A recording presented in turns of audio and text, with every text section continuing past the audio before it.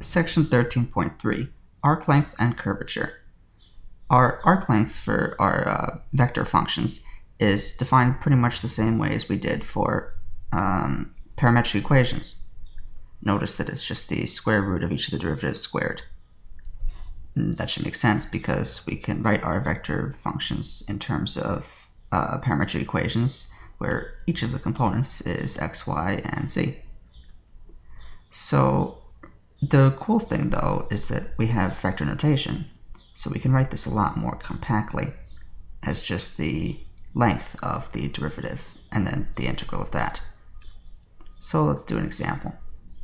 How about we find the length of the arc of the circular helix with vector equation cosine t sine t t from 0.100 to the 0.102 pi.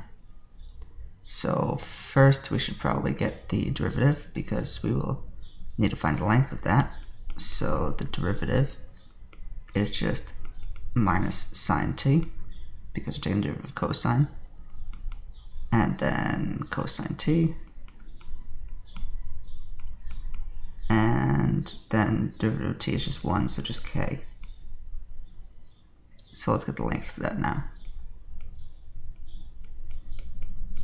So the length of r prime, the magnitude of r prime, is just the square root of each of these things squared.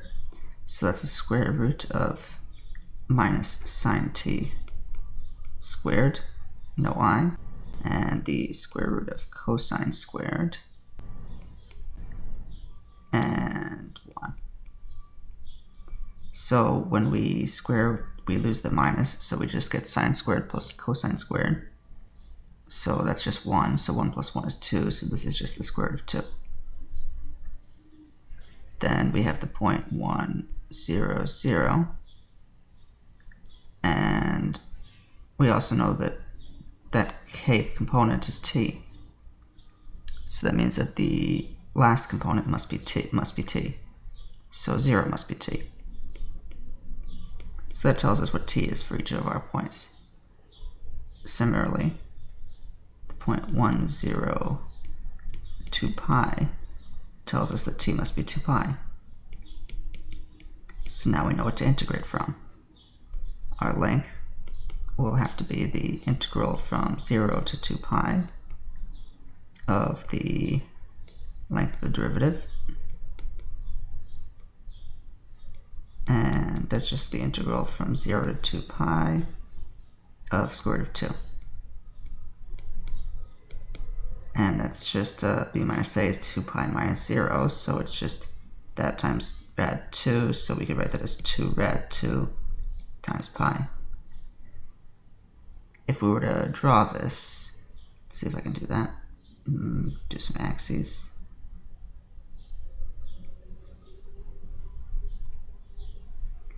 And how about I start over here, my helix goes and curves around, curvy, and here's the point 1, 0, 2 pi, and here's the point 1, 0, 0 where I started. Should probably label my axes too. So this just gave us the length of this arc of the helix.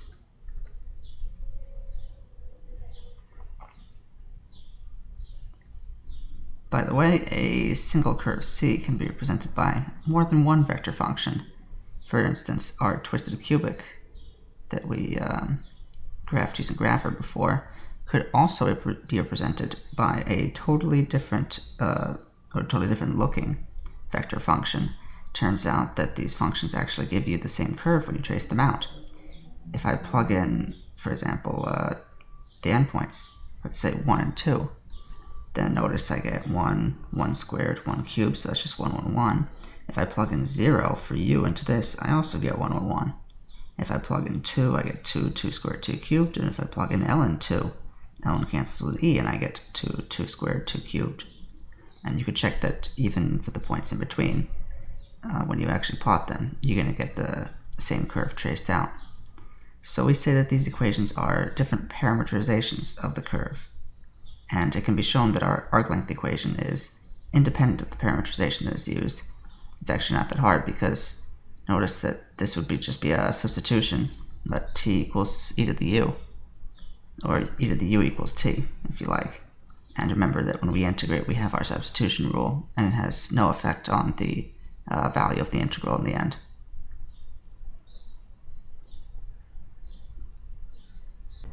Similar to the way that we got an arc length function for parametric equations, and for even before we're doing parametric equations, there's an arc length function for our vector functions too.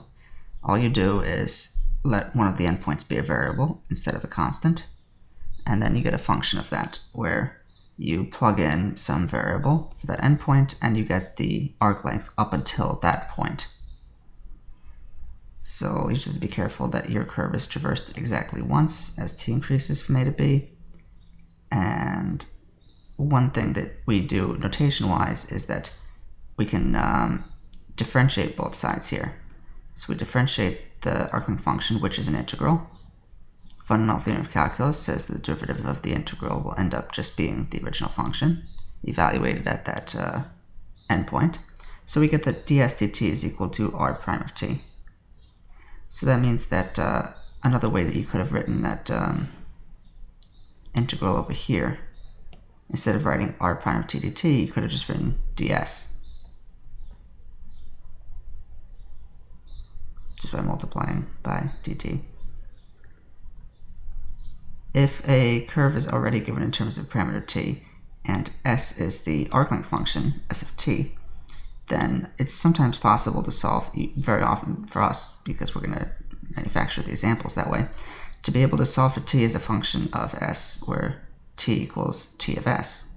So we're basically switching between s and t, and this is called a reparameterization with respect to arc length, as long as we substitute for what t equals. So we have to solve for t in terms of s, and then replace t in order to get our reparameterization of our curve without any t's in it.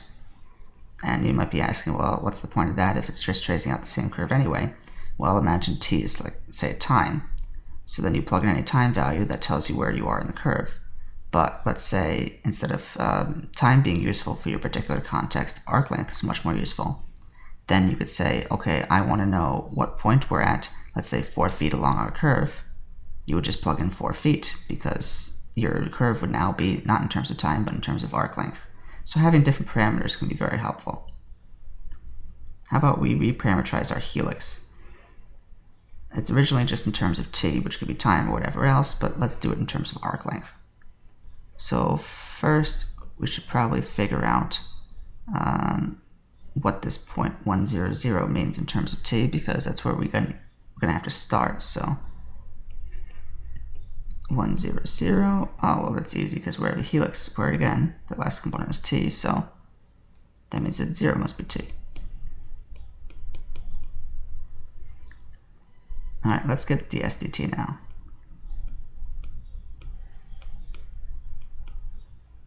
Notice that ds dt, like we said, is just the length of r prime. So knowing what that is allows us to plug into our integrals. So the length of r prime, well, we calculated that and we saw it was square root of 2. So that means that our arc length function is just the integral of that. So our arc length function s is s of t. We're just trying to figure out what this parameter s is in terms of t, so that we can solve for t. So I'll write it as the function itself, which was the function 0 to t of the length of r prime of u. I need to use another variable because I'm using t, du, which is the integral from 0 to t of the square root of 2 du, which is just the square root of 2 times t. So I've got s on the left, I've got square root of 2t on the right. I just have to divide by square root of 2, and then I have t by itself. So this means that t must be equal to s over the square root of 2. And now that I know what t equals, I can substitute in for it. So instead of r of t, we now have r of t of s, really, we just have r of s. If you want, you could write it that way, which is just going to be cosine of, instead of t, it's s over square root of 2. And instead of sine of t, it's sine of s over square root of 2. And instead of tk, it's, and it's going to be a plus. It's s over square root of 2 times k.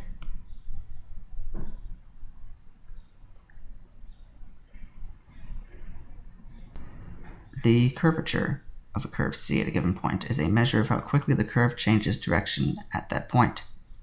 So it's defined using kappa as the derivative of the unit tangent vector with respect to arc length. So it's like how much it's curving with respect how quickly the curve is like switching directions, so that's unit tangent, with respect to the length of the curve. So a parametrization is called smooth on an interval I if the derivative r prime is continuous and r prime of t is not equal to the 0 vector on that interval I. A curve is called smooth if it has a smooth parametrization. So as long as we're not equal to 0, the derivative. Since the unit tangent vector is only defined for smooth curves, because otherwise when you try dividing by the length of r prime, you'd be dividing by 0, the curvature is only defined for smooth curves. So as a theorem, instead of writing it as the absolute value of dt with respect to ds, we could write it as the length of t prime over the length of r prime. And this is just by the chain rule. dt is the same thing as doing dt ds, and then ds dt, you can imagine the ds is canceling. So we write it like that instead. Then dt ds is the same as dt dt over ds dt. You just divide both sides by this ds dt, so that you can get dt ds by itself, and then substitute in dt dt divided by ds dt. But then notice dt dt is just t prime of t, and ds dt is just r prime of t. So we have another way of computing the curvature. I'm actually going to learn several ways to compute curvature. How about we show that the curvature of a circle of radius a is 1 over a. So we can just put our circle with center at the origin because it's easier and because it doesn't make a difference.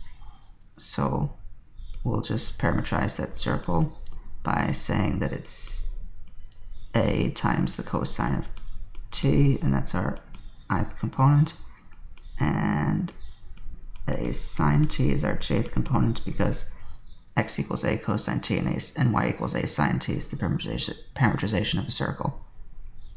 We need our derivative, r prime, so that'll be minus a sine t plus a cosine t, and we need the length of our derivative. So notice I just square each of these and take the square root. So that's a squared sine squared plus a squared cosine squared. Factor out a squared, you get a squared times sine squared plus cosine squared, which is 1. So we're just doing the square root of a squared, which is a. Then our unit tangent vector, remember, is defined as r prime over the length of r prime. So that means we're just doing minus, oh, oops, that's r, minus a sine t plus a cosine t divided by a. So we just cancel the a. So we get minus sine ti plus cosine tj. And then we want the derivative, because we need to be able to take the derivative from the top. So we did all this work just to get the numerator. I haven't really gotten it yet. I'm going to take the length after. So the derivative would be minus cosine t I minus sine tj. And the cosine squared plus sine squared is 1. We take the square root of 1, it's 1. So the length of the unit tangent derivative, or derivative of the unit tangent, is just 1. So I can get the curvature now. Instead of making a kappa like this, because it looks a little bit too similar to a k, I'm just going to throw a loop in there, and that way you know when I'm doing kappa and when I'm doing k. So kappa of t, our curvature, is equal to the length of the derivative of the unit tangent over the length of r prime. And that's, well, this is 1, and this is a. So I think we just showed it's 1 over a, exactly as we wanted to do.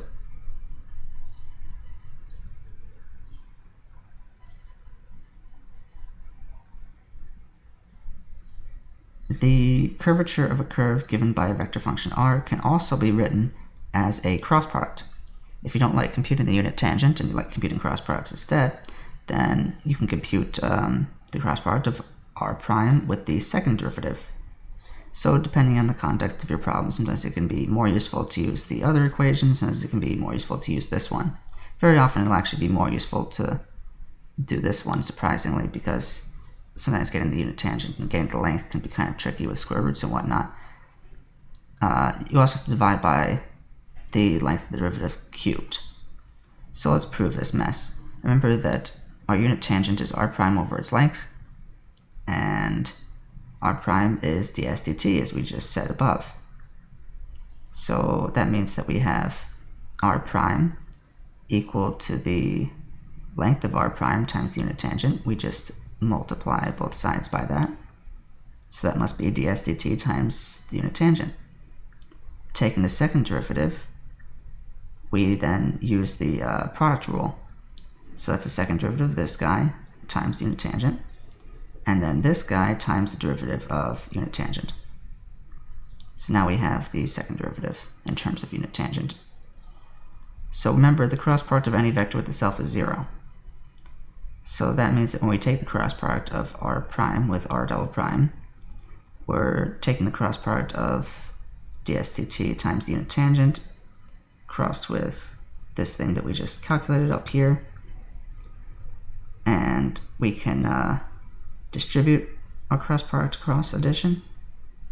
So we get ds dt crossed with this thing, and ds dt times t crossed with this thing, and then we also get it crossed with this thing separately over here. So then crossing this, we just get that it's the same thing as taking ds dt times this thing. Our two constants come out. Our vectors get crossed over here. And then notice this is just going to collapse because it equals 0. So this entire term is going to disappear. And then these guys get multiplied together and taken out of this cross product. So we end up with just this thing left right over here. So that's what r prime crossed with r double prime is. It's ds dt squared times t cross t prime. By the way, remember that this means the second derivative, and this means the first derivative squared. You have to be a little careful with notation. Okay, now we know that the length of the unit tangent is 1 for all t. That's kind of its defining characteristic, why we call it a unit tangent. Also, we showed that when the length of a vector valued function is r, it's perpendicular or orthogonal to its derivative. So that means that we have the length of r prime cross r double prime equal to this thing squared, it's going to be positive, and then this thing, we just take the length. And remember, we can rewrite cross products using sine. So we rewrite this cross product using the length of unit tangent times the length of the derivative times the sine of the angle between them. We know that it's perpendicular, so the angle between them is pi over 2. So the sine of pi over 2, well, that's just 1. The length of the unit tangent, that's also 1. So all we have left with is the ds dt squared times the length of the unit tangent derivative. So this is equal to r prime cross r double prime. So we just divide both sides by ds dt squared, and we get the length of the unit tangent derivative by itself. Remember that ds dt was just r prime, or the length of r prime, sorry. So that means ds dt squared is the length of r prime squared. Remember, kappa is the length of the unit tangent derivative divided by the length of the derivative. We just said that the unit tangent derivative is the length of the cross product divided by length of r prime squared. So it's divided by one more length of r prime, and we get r prime cubed in the bottom, and we've proven what we wanted to prove. So it was a little bit of a mess, but if you look through each step, it's all stuff that we did, and it's all fairly straightforward.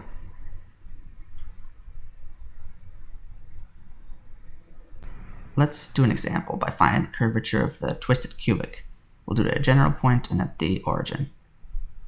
So we'll use our new formula now. We have to compute r prime either way. So let's start off by doing that. We get derivative of t is 1, t squared is 2t, and then t cubed gives us 3t squared by the power rule. So now we need the second derivative.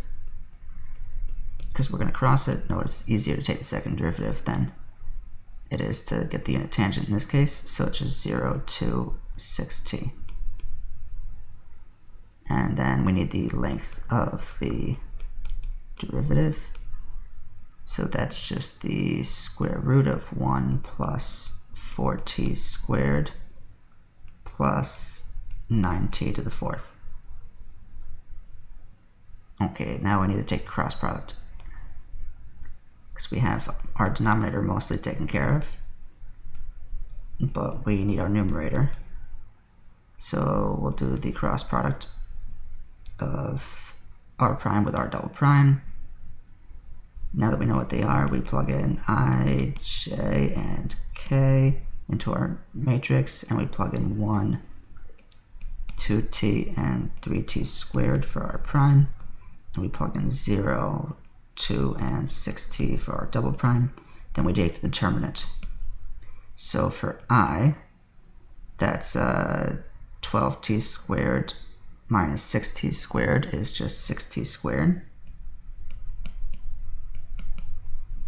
And then for j, we have 6t minus 0. So remember, we have to do minus j, so that's minus 6t. And then for k, it looks like we have 2 minus 0.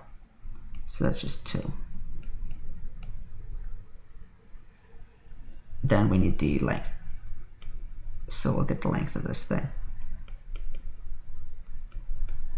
So the length of our cross product is just the square root of 36 t to the fourth plus 36t squared plus 4.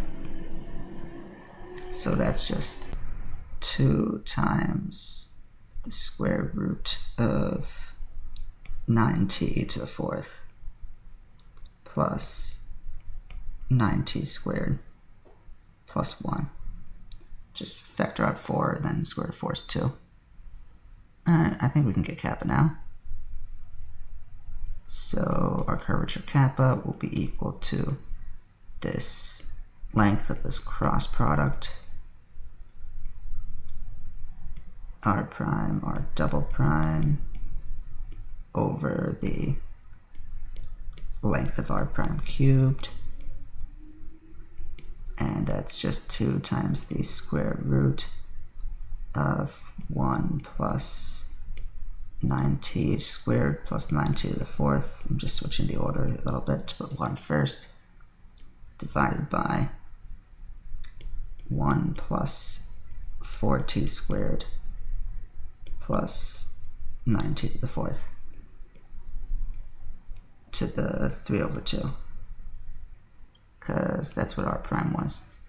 So to be a little bit careful, because one of these had a 9, one of them had a 4.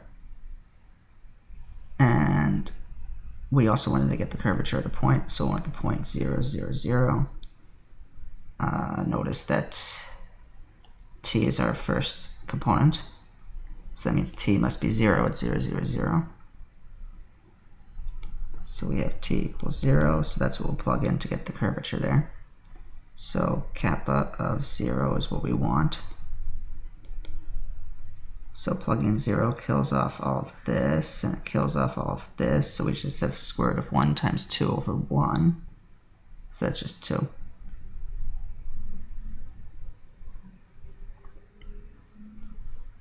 Turns out we have another formula for curvature. If y can be written as a function of x, meaning that it's a plane curve, then we can write the curvature kappa as the absolute value of the second derivative of x divided by 1 plus the derivative squared to the 3/2 power. You might be asking, why would you want to do that? But it turns out that this can actually be, again, an easier formula to use, even though it looks like another mess. And it has a major caveat, though, that you need this y to be a function of x. Remember that in general, we've been looking at parametric equations like x squared plus y squared equals 10, where you couldn't solve for y as a function of x explicitly. So assuming you can, though, we have an easier way to get the curvature, as we'll see. So to prove this, we can choose x as the parameter, and we can write our vector valued function r instead of r of t as r of x. The first component is x, the second component is f of x, because we said y is equal to f of x. Then our derivative would just be derivative of x is 1, so we just get I, and we get f prime. Second derivative, 1 would be 0 when we take the derivative, so we just have f double prime when we take the second derivative. Remember that I cross j equals k, and any vector cross itself is 0. So that means that when we take the derivative of r crossed with the second derivative, we end up with f double prime crossed with I, and that's just going to be f double prime j crossed with I. So I crossed with j just gives us k. We have f double prime k, and then we have j crossed with j is 0. So the f prime and f double prime disappears. We also have that the length of r prime is the square root of each of those components squared. So that was just 1 and f prime, so that's just 1 plus f prime squared with the square root. So now we just substitute in. R prime plus r dot prime is the f double prime. So that's what the length, that's what the absolute value is on top, because the length just becomes absolute value for scalar function, and our r prime just becomes the square root of 1 plus the derivative squared. So that means that we can write it as something to the half power instead of using a square root. So we'll just put that half underneath the 3 and write it as 3 over 2 power.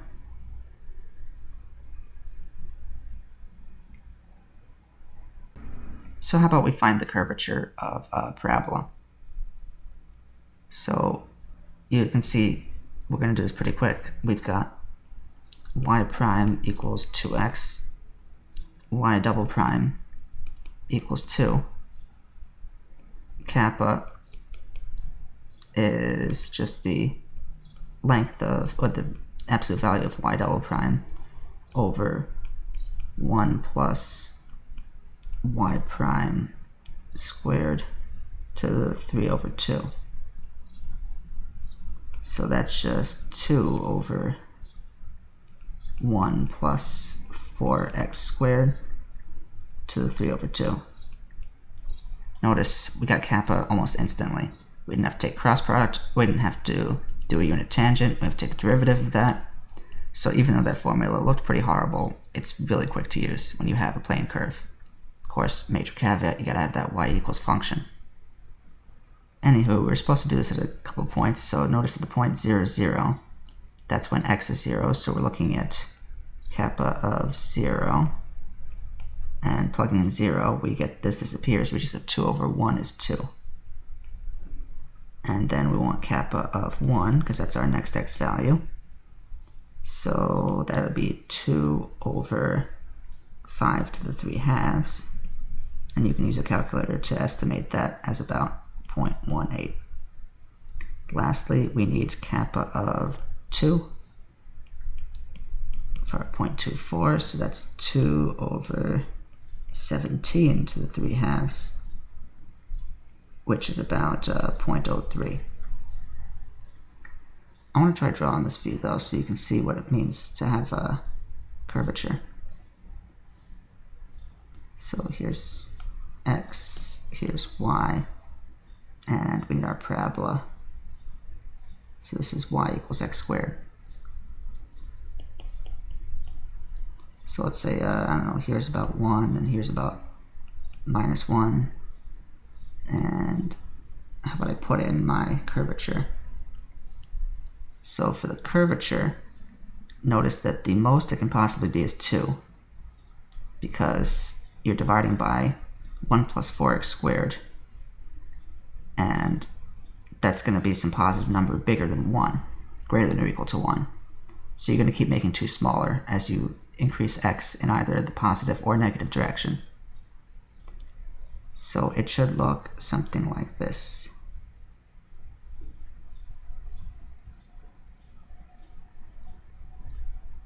Where at 2, it has a maximum. So that curve is y equals kappa of x.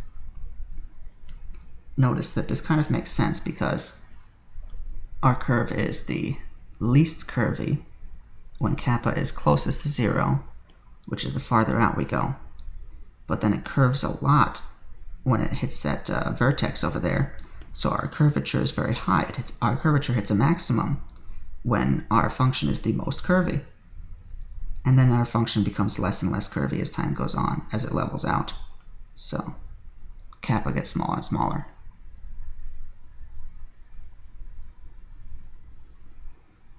Next up, we have a definition for capital N of t. Remember, we had a lowercase n, which was just a regular normal vector to a plane, but now we're defining the principal unit normal vector, which we'll usually just call the unit normal.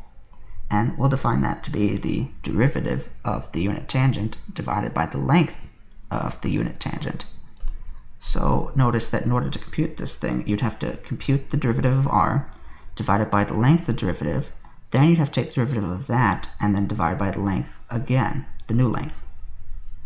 So what's cool about this vector though is that it is perpendicular or orthogonal to the unit tangent vector t.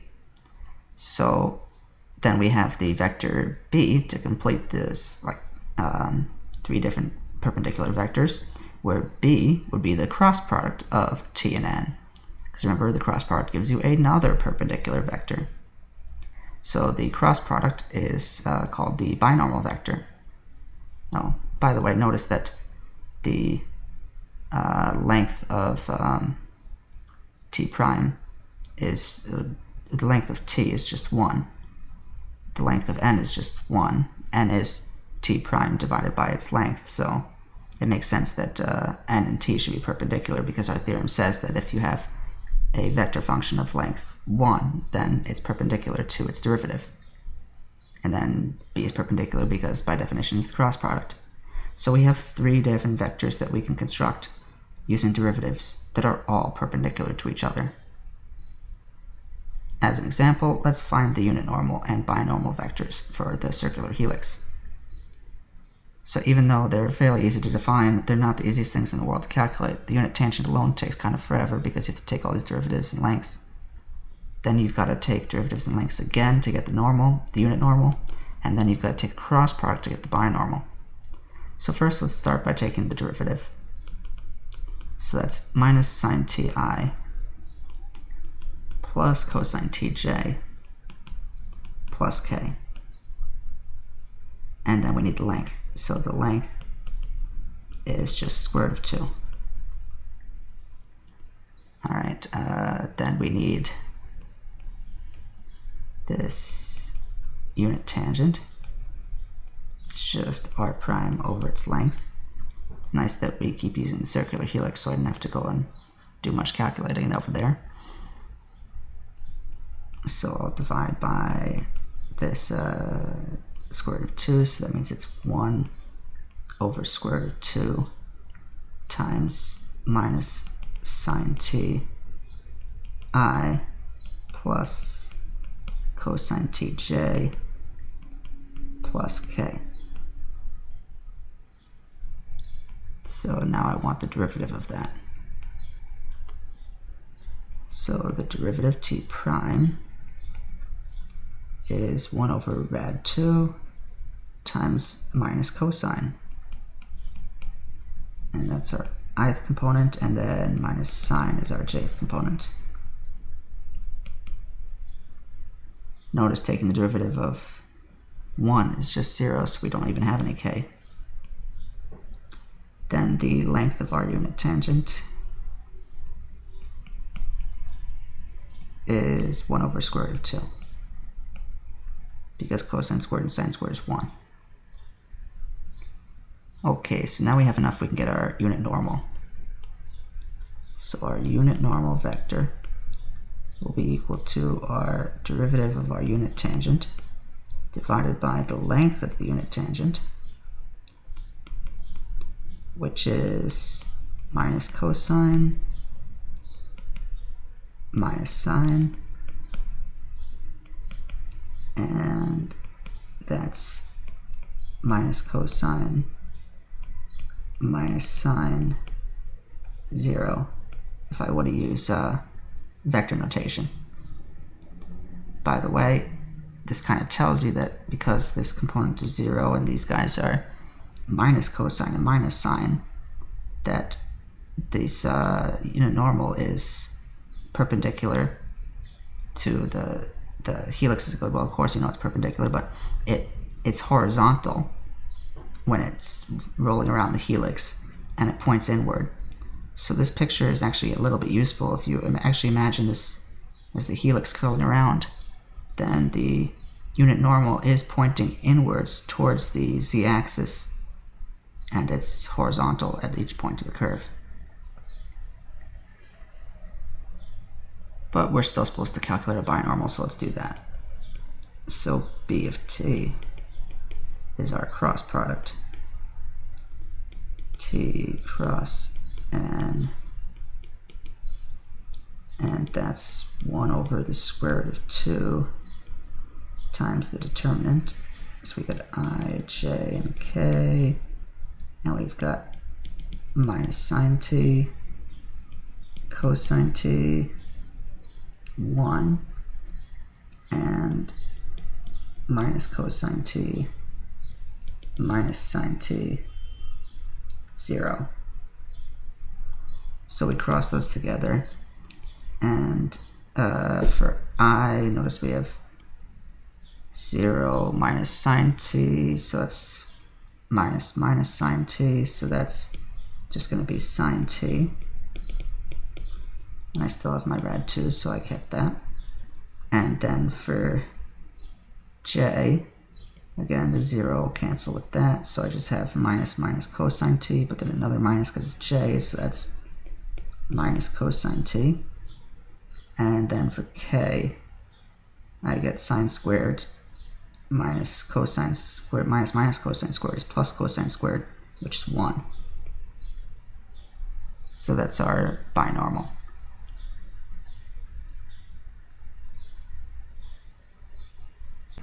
The plane determined by the normal and binormal vectors n and b at a point P on curve C is called the normal plane of C at P.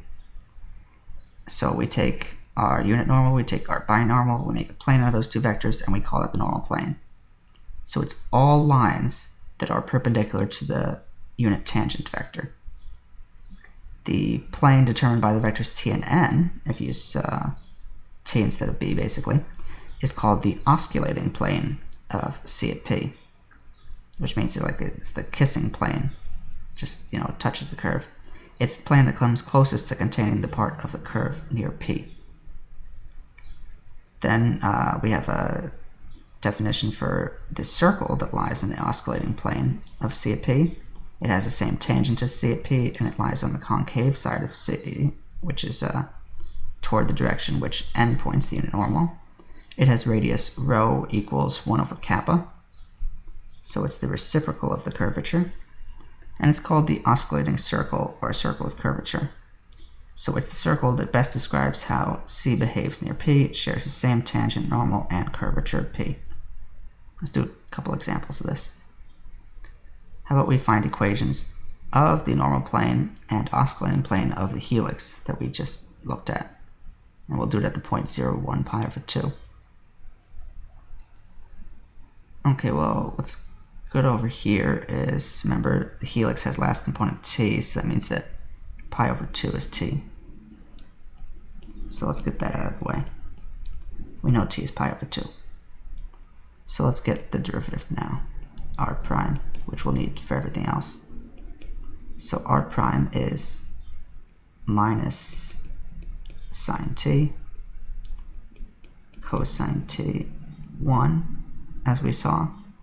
So we can just plug in pi over 2 and see that r prime of pi over 2 will be minus 1, 0, 1. And we can actually write the equation of our normal plane now, because remember that the normal plane is constructed using n and b. To write the equation of a plane, you need a normal vector to the plane. Even though we call n the unit normal, in this case, the normal vector to the plane is the vector perpendicular to the vectors n and b. It's got to be perpendicular to the plane built out of them. So it's actually the unit tangent vector. So that means that r prime is perpendicular to those two vectors. So r prime is perpendicular to this plane, so it's a normal vector to the plane. So we can write the normal plane using our normal vector and our point. So the normal plane will be our components of our normal vector. So minus 1 is our a, times x minus our first x coordinate, which is 0, plus 0, times y minus our y coordinate of 1, and then our last component of our normal vector, 1, times z minus pi over 2. And that's got to equal 0, because the dot product of n and r minus r naught has to be 0 by our definition of what a plane is. So we can just solve for z and get z equals x plus pi over 2 if we want. So that's the normal plane. Let's also get the oscillating plane. So for the oscillating plane, we need, well, notice that's made of t and n. So our normal vector is the one perpendicular to those, so that's the binormal. So let's compute the binormal, which we already did. So that's wonderful. We have b of t is equal to 1 over the square root times sine minus cosine 1. So b of pi over 2 must be equal to 1 over rad 2, 0, 1 over rad 2. Or if you like square root of 2 over 2, it doesn't matter. However, notice that this vector is perpendicular to the plane. If I make it bigger or smaller, it's still going to be in the same direction, so it's still going to be perpendicular. So why don't I just scale this down to make it easier to work with? I can divide the entire thing by 1 over square root of 2 and just get the vector 1, 0, 1 as a vector that's also normal to the oscillating plane. So in general, when you want to find a normal vector or any vector perpendicular, if you don't have anything that's telling you it has to be a certain length, then you might as well just make your problem a little easier for yourself or have a nicer equation. So I have a normal vector. I can make the equation for the oscillating plane also. So the a value will be 1, x minus 0 for our point, plus 0 times y minus 1, and then 1 times z minus pi over 2. So that's 0. And that's our equation for our oscillating plane. Again, we can solve for z and see that z is minus x plus pi over 2 in this case. So it's kind of cool, the relationship between the normal plane and the oscillating plane. If I wanted to draw the oscillating plane, that's a little bit easier than drawing the normal plane, because it just kisses the curve. So I can maybe draw something like this for you guys. Maybe not. That's not so great. So that's our, let's say, our oscillating plane. And I'm gonna put our curve somewhere. Let's say I'll put my point P over here. So what it does is our curve rises above through this thing, and it dips below also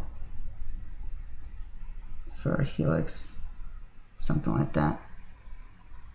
So it's a little bit above, a little bit below. I'll put in the axes too so you can see them. So here's my z-axis. Let's see if I can do a y-axis. And how about x? Okay, so this plane over here is the plane z equals minus x plus pi over 2. It's not part of the curve. The curve is just this line. Well, not the line, the helix. But you can draw this curve at any point P. And you can draw this this plane at any point P.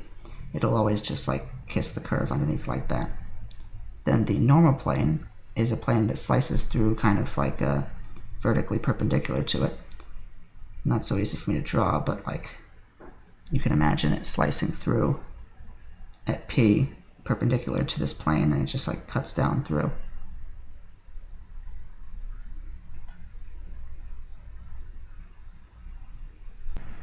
Lastly, let's do an example with our oscillating circle. Remember from example 5, we already got the curvature of the parabola. We saw that at the origin, the curvature was 2. So that means that rho, our radius of our oscillating circle, is 1 over kappa. So that must equal 1/2.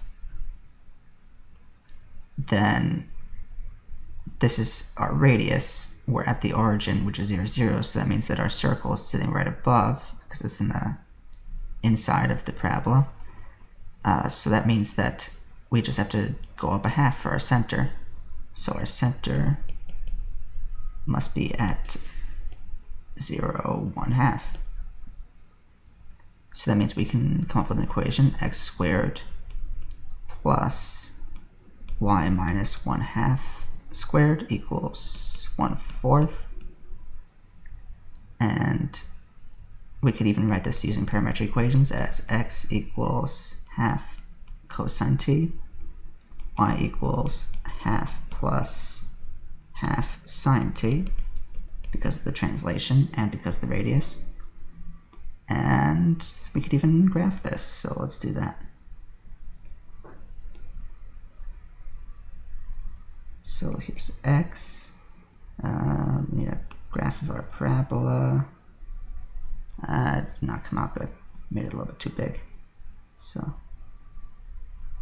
okay. This is y equals x squared, because this is the y-axis. And I could put, let's say, 1 over here, and we need our oscillating circle, so let's just try drawing a circle, and then I'll cheat and put 1/2 in there. Okay, nice. Well, not nice, but not as bad as it usually is. So that's 1/2, and this is our